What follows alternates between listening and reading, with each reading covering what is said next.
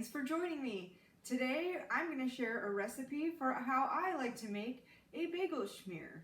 Let's get started. For this recipe, you're going to want to have your cashews soaked overnight, or I just had these in a pot with water. I brought it up to a boil and then I let them sit there for 30 minutes. To this, we're going to add a clove of garlic, a tablespoon of sun-dried tomato bruschetta, a half a teaspoon of better than Boullion Italian Herb bouillon, a half a teaspoon of onion powder, do a full teaspoon of garlic powder, a half a teaspoon of smoked paprika, a couple of shakes of pepper, a half a teaspoon of smoked salt, and a teaspoon of lemon juice.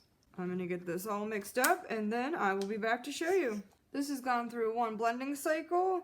I am going to scrape down all the sides, stir it up a little bit, blend it again.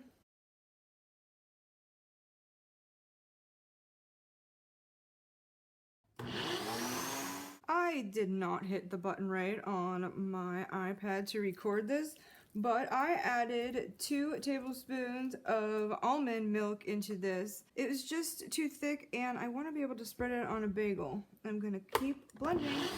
Alright, let's check it. Oh, that's pretty creamy there. Alright, I'm going to get a bagel toasted and I'll be back for a taste test. I've got my bagel all toasted up and my schmears on it. I love this stuff. Smooth and creamy.